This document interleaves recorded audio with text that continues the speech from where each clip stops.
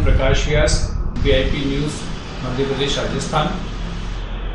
आज उज्जैन में सौभाग्य से हमारे साथ उपस्थित हैं पूर्व संभागायुक्त एवं कुलपति संस्कृत विश्वविद्यालय उज्जैन के डॉक्टर मोहन गुप्त जी। मोहन गुप्त जी का परिचय जितना दिया जाए उतना कम है। मैं संक्षेप में एक ही लाइन में कहना चाहूँगा कि इन्होंने संस्कृत साहित्य एवं शास्त्रों के प्रावीण्य के लिए वर्ष 2014 में राष्ट्रपति पुरस्कार से भी सम्मानित किया गया है, जो इनको प्राप्त हुआ था। आज एक सारगर्भित विषय पर उनसे मैं चर्चा करने जा रहा हूं, और वो विषय है कि हमारी उज्जैन नगरी इतनी प्राचीन नगरी है और मध्य प्रदेश की पहचान महाकाल नगरी के रूप में देश विदेश में विख्यात है। फिर भी उज्जैन आज विकास की तरस रहा है। उज्जैन का वो समुचित विकास जिसका होना था नहीं हो पाया। क्या कारण रहे और किस तरह से विकास किया जा सकता है, इस बारे में आइए हम जानते हैं आदरणीय डॉक्टर मोहन गुप्त जी से। नमस्कार प्रकाश जी। उज्जैनी प्राचीन नहीं, बहुत प्राचीन नगर है। इसके अनेक नामों में एक नाम प्रतिकल्पा भी है, और प्रतिकल्पा का अर्थ होता है जो कल्पांत में भी बची रहे। जैसे नर्मदा के लिए कहा जाता है कि प्रतिकल्पा है, ऐसे उज्जैन के लिए भी कहा जाता है। लेकिन अगर हम वास्तविक ऐतिहासिक संदर्भ भी देखें तो भी जब चौथा ईसा पूर्व में अलेक्जेंडर का यहाँ पर आक्रमण हुआ था, उस समय उसने दो नगरों के लिए अपने प्रतिनिधि भेजे। एक था उज्जैन और दूसरा पाटलिपुत्र। पाटलिपुत्र इसलिए भेजा कि वहां की नगर रचना को जानना चाहता था, क्योंकि पाटलिपुत्र की नगर रचना बहुत प्रसिद्ध उस समय विश्व में। और उज्जैन इसलिए भेजा था कि साहित्य और संस्कृत के विषय में उस समय उज्जैन बहुत प्रसिद्ध था। ये ख्याति थी पूरे भारतवर्ष में कि श्रूयते उज्जैन्याम शास्त्रकार परीक्षा। सुना जाता है कि उज्जैनी में शास्त्रकार की और कवियों की परीक्षा होती है। यदि उज्जैनी की विद्वत सभा में कोई पास हो गया तो उसको विश्व प्रसिद्ध माना जाता था। उज्जैन की स्थिति थी। उज्जैन की प्रसिद्धि का दूसरा कारण ये था कि ये सभी धर्मों की धर्मस्थली थी। यहाँ पर शैव तो थे ही, वैष्णव प्रभुत मात्रा में थे, और इसलिए आप देखेंगे जहाँ 84 महादेव हैं तो 9 नारायण भी हैं, अष्टविनायक भी हैं।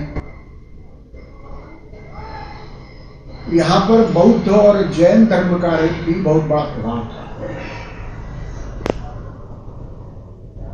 यहाँ पर एक वैश्य टेकरी है।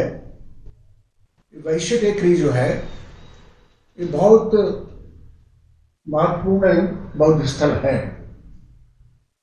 उसके चारों ओर खाइयां सी भी मिली हुई है। उस पर शोध होना बाकी है, शोध हुआ नहीं है। दूसरे एक उज्जैन के महत्व का एक कारण यह भी था कि पूर्व से पश्चिम और उत्तर से दक्षिण वाले दोनों रास्ते यहां मिलते थे। नर्मदा नदी से दक्षिण में जाने के लिए उज्जैन होकर ही जाना पड़ता था, और उसका कारण है कि यहाँ पर व्यापारिक समृद्धि बहुत थी। चारों तरफ का व्यापारी उज्जैन में आकर इकट्ठा होता था, यहाँ विश्राम करता था, और इसलिए यहाँ वे संस्कृति भी थी। यहाँ बैंकाएं भी बहुत थी, क्योंकि जो पैसा रहेगा व्यापारी आएगा। तो इसलिए वसंत सेना का तो प्रसिद्ध है ही है शूद्र के नक्षत्र में। तो वे संस्कृति भी यहाँ खूब पनपी, और चारों तरफ से विद्वान आते थे, शास्त्रार्थ होता था, यहाँ ठहरते थे, इसलिए यहाँ बहुत ख्याति हो गई। एक अत्यंत महत्वपूर्ण दूसरे यहाँ से और एलेक्जेंड्रिया को जो रास्ता जाता था उससे रोम और उसके पार जाने वाला सामान वाया उज्जैन जाता था। पूरे विश्व की मुद्राएं उज्जैन में प्राप्त होती हैं। ये इस बात को बताता है कि पुराकाल में उज्जैनी लगभग विश्व का एक केंद्र था। शिक्षा केंद्र भी नहीं था, अपितु व्यापार का केंद्र भी था। दूसरा सबसे महत्वपूर्ण बात यह है कि ज्योतिर्विज्ञान के हिसाब से ये पृथ्वी के केंद्र में मानी गई है। आज्ञा चक्रम स्मृता काशी मणिपुर अवंतिका। अगर काशी अगर आज्ञा चक्र है तो अवंतिका को मणिपुर में नाभि माना है। अच्छा, नाभि माना, इसका अगर ज्योतिर्विज्ञान उसमें आप देखें तो मतलब ये होता है कि उस समय की जो रेखा थी, प्राइम मेरिडियन थी, वो उज्जैन होकर जाती थी। सूर्य सिद्धांत में जैसा बताया है कि लंका से लेकर के और उत्तर ध्रुव तक जो रेखा जाती थी उसमें रोहितक अवंती च तथा सन्निहितम सरल। रोहतक, अवंती और कुरुक्षेत्र का स्थान आता था। ये तो उत्तर दक्षिण की बात हो गई। दूसरी पूर्व पश्चिम में चलने वाली जो अक्षांश रेखाएं हैं उसमें से जो कर्क रेखा है, ट्रॉपिक ऑफ कैंसर, वो भी उज्जैन में होकर जाती है। अभी थोड़ा अंतर आ गया है, वो पुरानी बात इसलिए, लेकिन वो भी उज्जैन में आती थी। अब जहाँ मुख्य रेखा और कर्क रेखा दोनों का कटान बिंदु हो, वो पृथ्वी की नाभि तो हुई, और इसलिए संभवतः यहाँ महाकालेश्वर मंदिर की स्थापना हुई।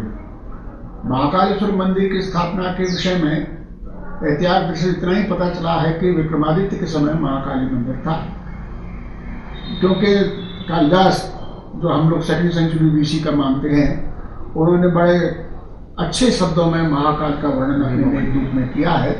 उस समय तो था ही, बीच में जब 13वीं सदी में अल्तमस ने पूरा उज्जैन को लूटा तो 500 साल तक ये महाकाल के बिना ये नगरी रही। उस मूर्ति को छिपा दिया था यहाँ के ब्राह्मणों ने बचाने के लिए, लेकिन बहुत पुराना मंदिर है, इस बात के प्रमाण हैं। तो इस ज्योतिष के कारण से आज भी हम लोग जो गणना करते हैं वो उज्जैन मीन मिडनाइट के हिसाब से करते हैं। चैत्र शतादौ उदयात दिनमास कल्पयो संख्या षष्ठ्यादौ लंकायाम समम प्रवृत्ता दिनेकस्य। ये ब्रह्म सिद्धांत में लिखा हुआ है कि चैत्र शुक्ल प्रतिपदा को दिन, मास, वर्ष, युग, कल्प सब एक साथ रविवार के दिन लंका में प्रारंभ हुए, उन्होंने लिखा था। लेकिन जो लंका और उज्जैन का एक ही रेखांश है, इसलिए वो उज्जैन के संदर्भ में सारी गणना की गई। अभी भी पारंपरिक रीत से कोई ग्राउंड की गणना करेगा तो वो उज्जैन के संदर्भ में ही करेगा, बाद में भी दूसरे जगह के लिए निकालना पड़ेगा। अब प्रश्न है कि इतना समृद्ध उसका भूतकाल होते हुए भी ये विकास क्यों नहीं कर पाए। पहली बात तो यह है कि विकास तो किया है, ये जैसे दूसरे हिंदुस्तान के दूसरे शहरों ने किया उतना इसने भी किया है, लेकिन ये सही बात है कि उतना नहीं हो पाया जितना करना चाहिए। सिर्फ क्या विकास की अवधारणा ही हमारी दोषपूर्ण है। विकास की अवधारणा हमारी ये है कि ज़्यादा अस्पताल खुल जाएं, ज़्यादा दवाइयाँ बिकें और स्कूल कॉलेज स्कूल ज़्यादा खुल जाए, रोड ज़्यादा चौड़े चौड़े बन जाएं, बड़ी बड़ी गाड़ियाँ आ जाएं। वस्तु ये विकास की अवधारणा हमारी भारतीय अवधारणा नहीं है, क्योंकि आप कहते हो सस्टेनेबल, लेकिन ये सस्टेनेबल है नहीं। आप बात सस्टेनेबल करते हैं, सस्टेनेबल कैसे हो जाएगा जब अबाध रूप से आप प्रकृति का भोग करेंगे, तो सस्टेनेबल कैसे होगा? सस्टेनेबल तो तब होता है जबकि प्रकृति का चक्र बराबर चलता रहे। डॉक्टर साहब की विकास की अवधारणा आपने बड़ी महत्वपूर्ण रूप से स्पष्ट की, लेकिन जैसे दूसरे शहर है मध्य प्रदेश के जहाँ पे औद्योगिकरण काफ़ी तेजी से बढ़ हुआ, उज्जैन में ना पानी का संकट है, ना भूमि का संकट है, ना लेबर का संकट है, सब कुछ संसाधन यहाँ उपलब्ध होने के बाद भी औद्योगिकरण एक समय में आरंभ हुआ था, फिर वो बंद हो गया और लगभग अब मृत प्राय है। क्या कारण है और क्या औद्योगिकरण हम विकास का अंग नहीं मानेंगे? औद्योगिकरण विकास का अंग तो है, लेकिन उसमें भी अब प्रश्न उठने लगे हैं, क्योंकि औद्योगिकरण के दो बड़े दोष हैं। एक तो ये प्रदूषण बहुत फैलाता है और विश्व भर की सरकारें उस प्रदूषण को रोकने में समर्थ नहीं रही है। होता क्या है, किसी भी लोकतंत्र में पैसे का महत्व होता ही है, और जिनकी बड़ी बड़ी फैक्ट्री होती है वो पैसे वाले होते हैं। आज गंगा की हालत देख लीजिए, इससे जहाँ औद्योगिकरण नहीं हुआ होगा वहाँ गंगा ज़्यादा अच्छी है। अब तो औद्योगिक एक तो ही है, दूसरे औद्योगिकरण में शोषण होता ही है, लेकिन होगा क्या, ज्यादातर लोग तो भूखे रहेंगे। अगर आपके केंद्र में मनुष्य है तो जैसा हमारी मनुस्मृति में कहा गया है कि राजा को महायंत्रों का निर्माण नहीं करना चाहिए। गांधी जी भी इस बात को कहते थे कि छोटी छोटी मशीनें बनाइए जो आदमी के हाथ के काम में, जैसे उन्होंने हैंडलूम की बात की या सिलाई की मशीन की बात की, या हमारे अगर कारीगर काम करते हैं तो वो उसको काट सकें ठीक से या लकड़ी को ठीक से, ये सब ऐसी मशीनें। महायंत्र हमेशा विनाश का कारण रहते हैं, चाहे कैसे ही हो। देखिए अभी जब से जेसीबी आई हैं तब से हम लोग प्रशासन में थे, ऐसे अतिक्रमण कभी नहीं हट पाते थे कि बिल्डिंग की बिल्डिंग साफ हो जाए। तो सही है, उससे सही काम भी होता है लेकिन गलत भी होता है।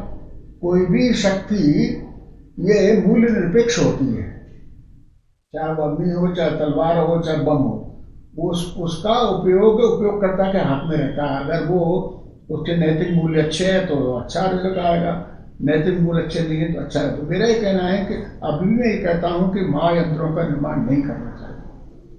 महायंत्रों के निर्माण से अपनी बेरोजगारी बढ़ती है, और मनुष्य बेरोजगार होगा तो दुनिया भर की खुराफात करता है। चीन हमसे ज़्यादा जनसंख्या वाला देश है और उसने इसी तर्ज पर अपने लघु उद्योगों को, कुटीर उद्योगों को बढ़ावा देके आज आर्थिक स्थिति को सुदृढ़ किया है। वहाँ हर व्यक्ति कुछ न कुछ उत्पादन में लगा हुआ है। क्या साम्यवाद या चीन का एक नया वैश्विक दृष्टिकोण हमें अपनाना चाहिए?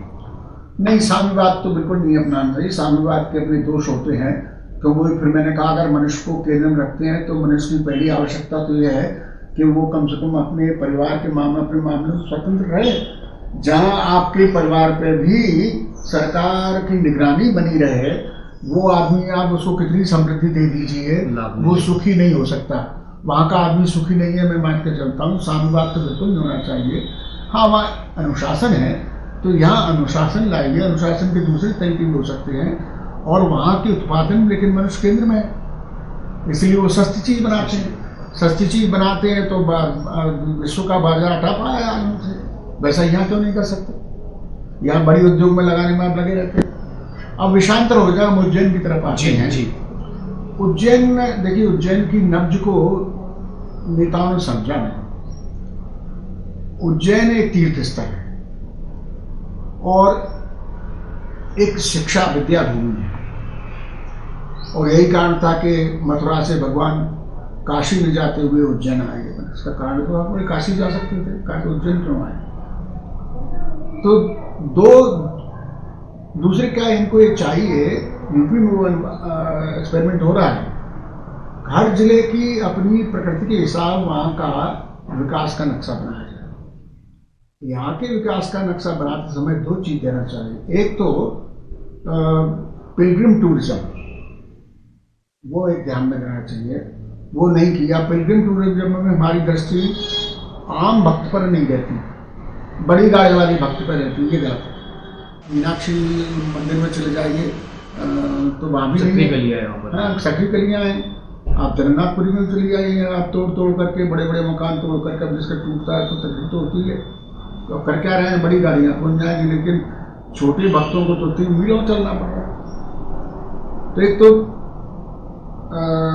रिलीजियस पिलग्रिमेज, धार्मिक पर्यटन के रूप में विकसित करना चाहिए, और दूसरे एक एजुकेशन हब, शिक्षा के केंद्र में इसको विकसित करना चाहिए। और शिक्षा के केंद्र विकसित करने का अर्थ ये होता है कि यहाँ की एक ख्याति होना चाहिए कि उज्जैन जैसे बड़ी यूनिवर्सिटी ख्याति देती है। यहाँ अगर विद्यार्थी पढ़ता है तो वहाँ क्लासेज लगती हैं, अच्छी पढ़ाई होती है, अच्छी फैकल्टी है, भले ही उसके लिए वो यहाँ के आसपास के बहुत सारे महाविद्यालय बंद कर दें, बहुत व्यय हो रहा है उन पर। लेकिन यहाँ लाइब्रेरी की सुविधाएं हों, लेबोरेटरी की सुविधा हो, विद्यार्थियों में और शिक्षकों में प्रवृत्तियों के समय पे आए, शिक्षा ग्रहण करें, समय पर चले जाएं। तीसरा ये है कि रहने का भी बहुत अच्छा है। एक तो यहाँ का जलवायु बहुत अच्छा है। तो मैंने जो पूछा था तब भी ये लोग रहे उज्जैन में और अपने उद्योग इंदौर में लगा।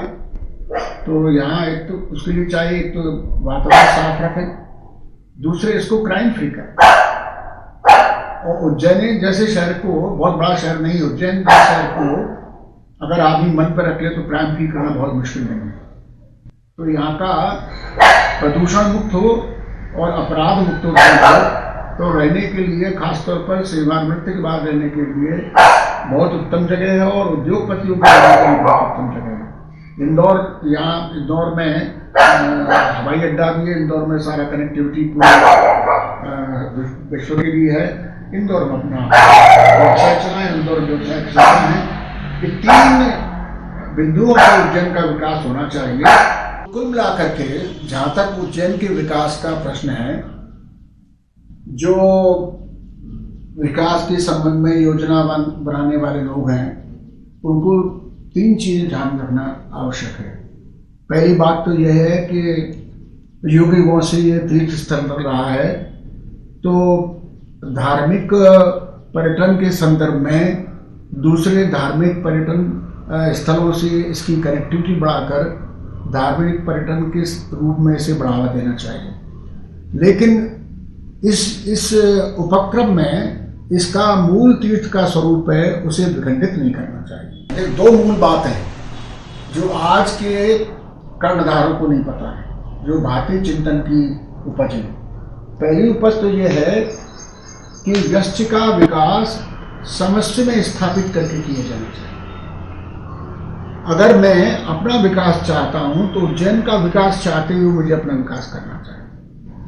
अगर मैं मध्य प्रदेश का उज्जैन का विकास करना चाहूं तो मध्य प्रदेश के विकास को ध्यान रखकर उज्जैन का विकास करना है। समष्टि में व्यष्टि को आप समष्टि के विरोध में व्यष्टि को लेंगे तो सफल नहीं हो पाएंगे। ये हमारा पारंपरिक चिंतन कहता है, समष्टि के साथ व्यष्टि को जोड़ना पड़ेगा। इसलिए हर विकास के केंद्र में एक मनुष्य होना चाहिए। अब ये तो कोई बात, आप विकास कर रहे हैं, बड़ी बड़ी रोड बना दिए, लेकिन आम आदमी को तकलीफ हो गई तो कोई मतलब नहीं आ रहा। आप ये सोचिएगा, आप सौंदर्यीकरण के नाम से और 10 घर तोड़ देते हैं, मुआवजा उनको दे देते होंगे, तो भी आप सोचिए घर तोड़ने वालों को कितनी तकलीफ होती है, क्यों नहीं ध्यान में आता। अगर लोकतांत्रिक संस्थाएं इसको ध्यान में नहीं रखेंगे तो कौन रखेगा। और ये जो स्थायी स्तर पर जो काम करने वाले हैं, उनके जहन में ये बात आनी चाहिए। उनके दुख में दुख, उनके सुख में सुख उन्हें महसूस होना चाहिए। अगर साहिबी से करोगे तो ये हो नहीं पाएगा। तो एक पहली बात है। और दूसरे, यहाँ एक शिक्षा का हब तैयार करना चाहिए। शिक्षा का हब का मतलब ये, कुछ विषय में यहाँ स्पेशलिटी होना चाहिए और ये प्रसिद्ध भी होना। जैसे लोग चाहते कि हमें दिल्ली यूनिवर्सिटी में प्रवेश चाहिए या BHU में चाहिए, वैसे यहाँ उज्जैन की ख्याति होना चाहिए। वो तब होगी आप मेहनत करेंगे, आप होशियार आदमी को यहाँ पर बिठाएंगे वाइस चांसलर के रूप में, और होशियार लोगों के आप प्रोफेसर लेके आएंगे तो उसमें अपने कर्तव्य प्रति कमिटेड हैं, तभी तो होगा। अगर राजनीतिक तौर पर ये नियुक्तियाँ हुई तो ये नहीं हो पाए, चाहे कितने ही हो तो आकाश कुसुम जैसा रहेगा। तो शिक्षा के रूप में इसको विकसित। तीसरे, एक रहवासी स्थल के रूप में, जहाँ बहुत हम लोग ऋषिकेश जाते रहते हैं, अब तो वहाँ बहुत भीड़, ऐसे यहाँ मध्य भारत में, सेंट्रल इंडिया में उज्जैन की ख्याति में रहना है तो उज्जैन में बढ़िया शांति है, यहाँ पर है भी शांति, यहाँ का जलवायु बहुत अच्छा है। बस 2 बातें, तो प्रदूषण मत होने दो बहुत सख्ती से, और दूसरे क्राइम फ्री रखो। यहाँ पर क्राइम फ्री की ख्याति हो जाना चाहिए, और वो आसान है। लोग पुलिस की या प्रशासन की ऐसी ट्रेनिंग होना चाहिए कि आम आदमी की तकलीफ रखें और दोस्तों का निंदा रखें। मेरा हमेशा अनुभव रहा है, प्रशासन में कलेक्टर भी रहा, कमिश्नर भी रहा, एक जिले में 15-20 से ज़्यादा बदमाश नहीं होते। उन 15-20, लेकिन 15-20 वो बहुत ताकतवर होते हैं, आप उन 15-20 पे नियंत्रण कर लेंगे, आप आराम से जिले में नियंत्रण कर सकते हैं। ये बात राजनीतिक सत्ताधारियों की भी समझ में आना चाहिए। तो चाणक्य ने भी कहा था, आपका अपना दीवान आपसे 19 ही होना चाहिए और 17, 18 या 12, 13 नहीं होना चाहिए, जिससे कभी कभी आपको असुविधा हो। ये कहता है चाणक्य, क्योंकि अगर केवल यस यस कहने वाला हुआ तो उससे आप कोई आशा ज़्यादा नहीं कर सकते। और फिर ऐसे लोगों को सरकार को प्रश्रय भी देना चाहिए। तो आराम से भारतीय जनता की विशेषता है कि अच्छी नीयत से काम करने वाले का साथ देने लगती है। बहुत विश्व में भारत की जनता की ये बहुत बड़ी विशेषता है। तभी ये बहुत सारी संकट से हम लोग दूर, मंदी देखे मंदी का हम पे कोई असर नहीं हुआ। कोरोना माने में मिनिमम असर हुआ, असर तो हुआ, लेकिन नियंत्रित यहाँ के लोग रहे। कहीं कितने यहाँ कम से कम उसके खिलाफ विरोध प्रदर्शन तो नहीं हुए। हमेशा साथ सरकार का अच्छे काम करने का राज्य का साथ। धन्यवाद सर, आपके साथ विस्तृत चर्चा हुई और काफ़ी मुख्य बिंदु पर प्रकाश डाला, विशेषकर उज्जैन के विकास के लिए, मानवता के विकास के लिए। डॉक्टर गुप्त जी का 3 बिंदुओं को लेकर कहना था। संभवता के साथ विकास यदि प्रदेश का होगा तो उज्जैन का भी होगा, लेकिन केंद्र बिंदु अवश्य मनुष्य होना चाहिए। मानव को केंद्र बिंदु बना के विकास किया जाएगा तो उज्जैन नगरी का तो होगा ही, साथ में प्रदेश और देश का भी विकास होगा। उसके लिए उनके सुझाव थे कि उज्जैन को धार्मिक पर्यटन के रूप में हम कितना ज़्यादा विकसित कर सकते हैं, लेकिन मनुष्य को केंद्र बिंदु बनाकर। दूसरा, उज्जैन को शिक्षा की नगरी के रूप में हम उत्कृष्ट कितनी सोच विचार से कर सकते हैं। क्यों ना उज्जैन को पूरे देश का, पूरे प्रदेश का शिक्षा का केंद्र बनाया जाए। उसके लिए हमको सामाजिक रूप से भी, शासकीय रूप से भी प्रयास करने होंगे। और यहाँ नागरिकों को रहने के लिए बहुत अच्छा जलवायु और वातावरण है, परंतु प्रदूषण और अपराध जो 2 मुख्य परेशानियां हैं शहर की, उसको यदि हम दूर कर दें, प्रदूषण मुक्त और अपराध मुक्त यदि हम शहर को कर दें, तो उज्जैन आज न केवल प्रदेश में बल्कि देश में और विदेश में भी एक प्राचीन स्वरूप को प्राप्त करेगा और महानगर के रूप में विकसित होगा। आपका बहुत बहुत धन्यवाद।